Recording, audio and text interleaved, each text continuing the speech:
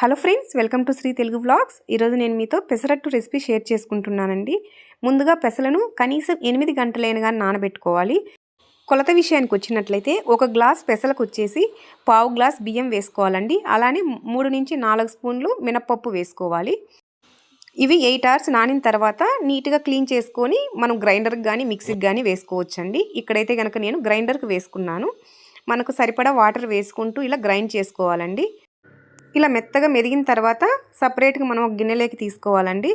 ఇక్కడ ఏవైతే మనం నానబెట్టుకున్నామో నేను అవే ప్లెయిన్గా వేసి చేశాను కదా, కానీ మీరు ఎక్స్ట్రాగా పచ్చిమిర్చి అల్లం కూడా గ్రైండర్లో వేసి అలానే రుబ్బుకోవచ్చండి.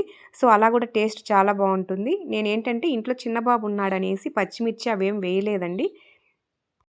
సో ఇలా గ్రైండర్కి వేసుకున్నప్పుడు ఏంటంటే మనము ఇన్స్టెంట్గా వేసుకున్నా బాగుంటుంది, అలానే నెక్స్ట్ డే మార్నింగ్ అయినా కానీ వేసుకోవచ్చండి. కాకపోతే పిండి ఫ్రిడ్జ్లో పెట్టుకోవాలి. బయట పెట్టినట్లయితే బాగా పులిసిపోతుందండి.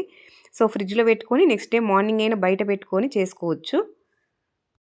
నేను ఇక్కడ పెసరట్టు వేసుకునేటప్పుడు సాల్ట్ అలానే తురిమిన అల్లం కూడా వేసుకున్నానండి. మొత్తం కొంచెం వాటర్ కూడా వేసుకొని మిక్స్ చేసుకున్న తర్వాత ఇంకా పెసర దోశ వేసుకోవటమే.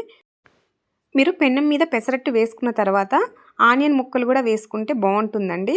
కానీ ఈరోజు మా వాళ్ళు ఇవి ప్లెయిన్కి కావాలన్నారనేసి నేనైతే కనుక ఇలా ప్లెయిన్గా వేశాను. ఇందులోకి మనకి పల్లి చట్నీ కాంబినేషన్ బాగుంటుందండి. చూసారు కదా, క్రిస్పీగా మనకి పెసరట్టు అయితే రెడీ అయిపోయింది. సో టేస్ట్ కూడా చాలా బాగుంటుందండి. మీరు కూడా ట్రై చేయండి. ఈ వీడియో కనుక మీకు నచ్చినట్లయితే please like, share and subscribe. Thank you.